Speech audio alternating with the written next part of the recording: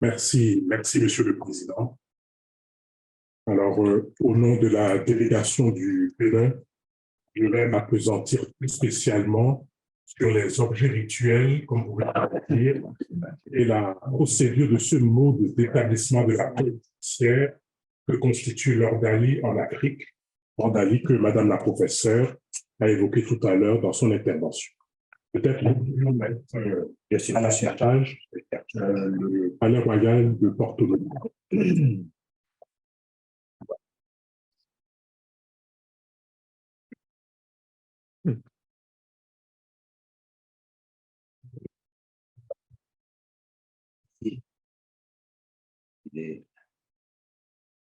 Ah oui, c'est dans les images. C'est dans les images. Intervention. Non, ce n'est pas dans l'intervention. D'accord, je vais chercher les images.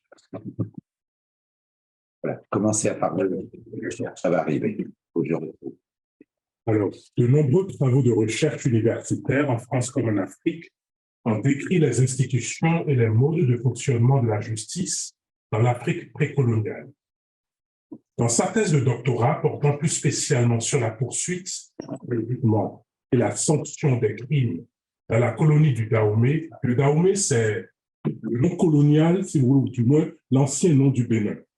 Donc, dans la colonie du Dahomey, de 1894 à 1945, Bénédicte Brunet-Laruche explique qu'à partir du XVIIe siècle, dans le royaume du Dahomey en Afrique de l'Ouest, du centre au sud de l'actuel Bénin, la justice devient une prérogative royale. Elle est rendue par le roi avec l'assistance de ministres et de grands dignitaires devant son palais d'Abomey. Le palais de Porto Novo, que vous avez à l'affichage, permet d'avoir un peu une image du palais d'Abomey, qui est beaucoup plus grand que celui. Dans un bâtiment appelé Akaba. Madame Laruche poursuit que seules les affaires les plus importantes, notamment criminelles, lui sont soumises et il dispose seul du droit de condamner à mort ou du droit de grâce. Si l'accusé passe aux aveux, le roi prononce les peines d'envoi aux armées, de prison à temps ou à perpétuité ou de mort selon le cas. Si au contraire, l'accusé nie les faits pour lesquels il est poursuivi, se pose alors la question de la preuve. Et c'est là qu'intervient l'ordalie. Alors, si on regarde le site internet Wikipédia, l'ordalie est définie comme, ordalie ou jugement de Dieu, est définie comme une forme de procès à caractère religieux selon les coutumes franques. Alors, après l'intervention de Madame le professeur, je comprends qu'il y a un débat autour, puisque la compte, c'est les Germains, si je ne me trompe. Voilà. Donc, issu des coutumes franques, qui consistait à soumettre un suspect à une épreuve douloureuse, voire potentiellement mortelle, dont l'issue, théoriquement déterminée par une divinité ou Dieu lui-même, permettait de conclure à la culpabilité ou à l'innocence du dit suspect. L'ordalie, pratiquée en Occident, surtout au début du Moyen-Âge, reposait sur des croyances et des postulats religieux. Si l'accusé était innocent, Dieu, qui le savait, l'aidait à surmonter l'épreuve. Fin de citation. Alors, la présente communication, centrée sur le royaume du Dahomey, mais qui permettra d'avoir un aperçu des pratiques alors en vigueur dans les autres royaumes d'Afrique de la même époque, se penchera justement sur les objets rituels intervenant dans l'exécution de ce mode d'affaires. Et donc, nous allons voir cela en première partie. Et en seconde partie, j'évoquerai la procédure précise proprement dite selon laquelle donc se déroule cette ordalie. Je voudrais préciser que la principale source exploitée pour cet ouvrage est constituée par l'ouvrage d'Augustini de l'écrivain béninois Paul Azoumé, qui est ici à votre disposition pour toutes les personnes intéressées. Il s'agit du premier roman historique africain publié le 22 août 1935, dont l'auteur dit qu'il est, à travers une fiction romanesque, je le cite, un important document ethnologique et historique, fruit de 25 années de commerce avec les anciens du Dahomey. Georges Hardy, directeur honoraire de l'école coloniale, dit de l'ouvrage que sa méthode, je le cite, garde la valeur d'un intelligent reportage. Cet ouvrage a été récompensé en 1938 par l'Académie des sciences d'outre-mer. Alors, les objets de l'Ordali, première partie. Dans sa thèse sur la justice sur le royaume précolonial du Dahomey, Bénédicte Brunet-Laruche explique que pendant le procès, lorsque se présente une difficulté à trancher, le ministre des cultes, qu'on appelle Adjaho, intervient. Il est en effet, je la cite, le détenteur de la potion toxique composée d'extraits d'écorce et destinée à faire connaître la vérité. Il l'administre en public à un coq qui représente le prévenu. Si ce dernier résiste à la potion, le prévenu se trouve innocenté, sinon sa culpabilité est attestée et l'on passe à la phase du jugement. L'Adjaho joue en quelque sorte la fonction du juge d'instruction afin de faire émerger la vérité. Fin de citation. Selon Paul Azoumé, l'Ordali breuvage serait d'origine nago et avait été introduit dans le royaume par le 6e roi d'Abomey, Tébessou, qui a régné de 1740 à 1774. Je cite Paul Azoumé, afin que fût éclairée la justice, que les dénégations des accusés et les mensonges des accusateurs, en altérant la vérité, égaraient trop souvent. Fin de citation. Cet Ordali breuvage était, explique-t-il, préparé avec 2 écorces d'arbres récoltées de nuit dans une contrée éloignée. Le personnage central de la procédure d'administration de la preuve est le prêtre de l'Ordali.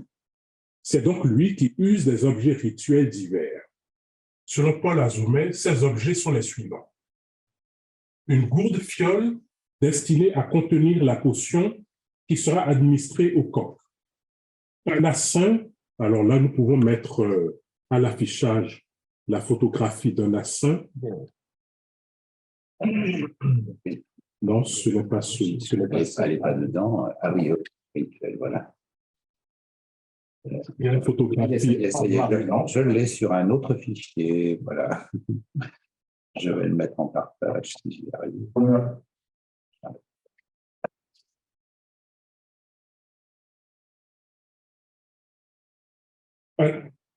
Un assin est une statuette métallique représente le dieu Maou ou dieu créateur.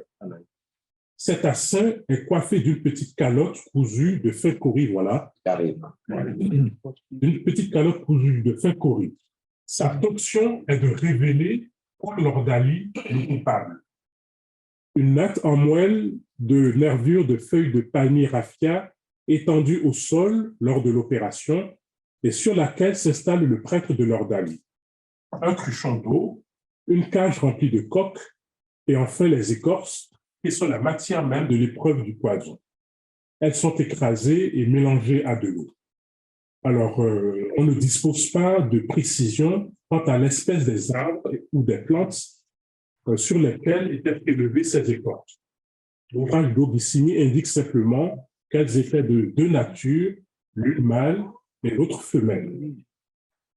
Il est à noter que l'accoutrement du prêtre de l'Ordali pendant l'exécution de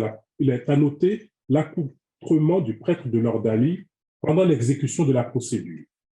Paul Azoumé le décrit comme vêtu, pendant son office, un empoutbout blanc de, je le cite, 2 longues filières de graines noires agencées de fin cori blanc qui lui passaient chacune par une épaule. Fin de citation. En bandoulière donc, d'un faisceau de raffia tordu et teint en rouge servant de collier, un foulard teint en rouge sur la tête et de ceintures de filières de cori agencées de graines noires aux poignets et coups de pied. Cet habillement et ces emblèmes avaient vocation à lui donner un air mystérieux et terrifiant. Les rois dahoméens exercent donc les prérogatives judiciaires en s'appuyant sur le culte vaudou placé sous leur contrôle et qui constitue un important instrument de contrôle social. Je vais aborder à présent la procédure de déroulement de l'organe. Selon le professeur béninois Maurice Aranzo-Glelet, je le cite, en cas de condamnation, c'était le roi qui décidait. après avoir recueilli l'avis de tous les ministres. Pendant que l'on délibère, le roi avait devant lui une calebasse contenant des cauris avec lesquels il jouait. Tous les avis étant recueillis, si le roi déposait tous les cauris dans la calebasse, le verdict était la condamnation à mort. Le fait de déposer tous les cauris dans la calebasse signifiait, je cite, « Je n'ai plus d'argent pour le racheter ». Il est de tradition que l'ordalie se pratique dans la résidence de l'Adjaho, dont je vous parlais tout à l'heure, qui est une sorte de procureur de roi et de juge d'instruction, et qui se déplace ensuite vers la cour afin de rendre compte des résultats au roi. Mais ce dernier pouvait, semble-t-il, ordonner que l'épreuve se passe devant lui.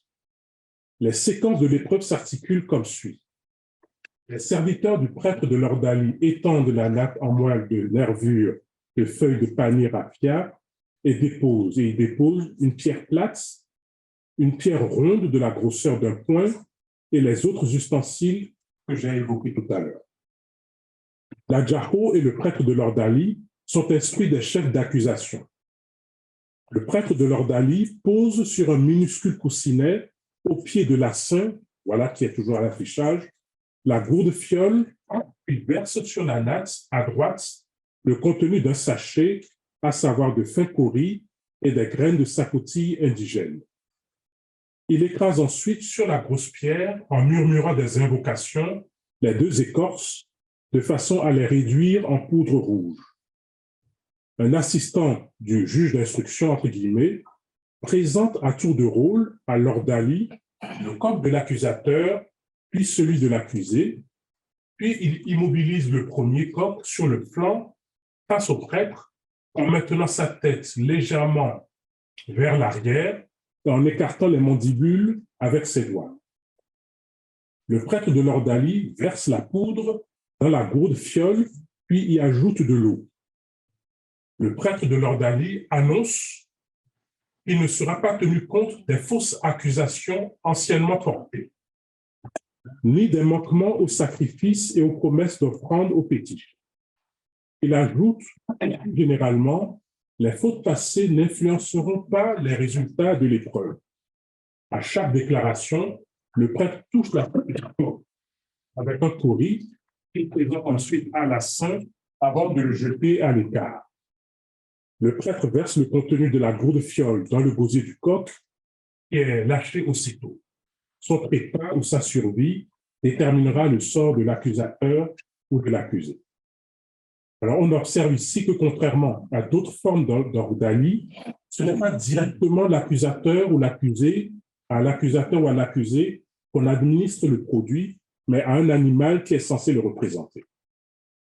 Donc, voilà ce qu'on peut dire sur les objets qui sont convoqués, sollicités et sur la procédure. Et en conclusion, on peut dire que dans un article intitulé « Normes sociales et sanctions sociales en Afrique noire, le cas du Dahomey de 1600 à 1894 », Sikandé Serro, docteur en histoire du droit à l'université d'Aix-Marseille, explique que les normes et la vie sont régies par le sacré et la magie, de sorte que le paranormal est la base du droit traditionnel, rien ne pouvant se faire sans la volonté des dieux.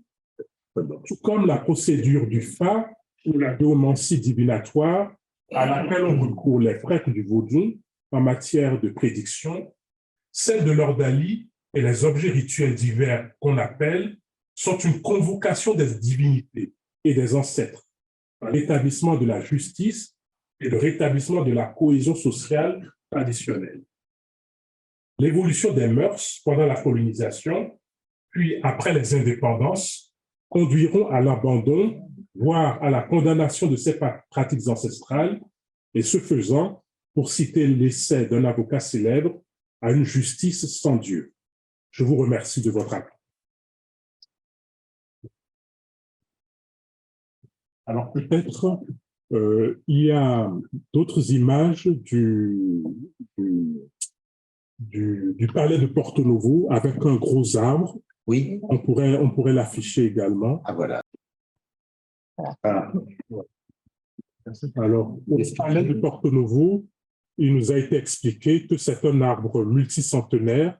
Alors, sur l'autre des photos, vous allez voir un bâtiment juste à côté.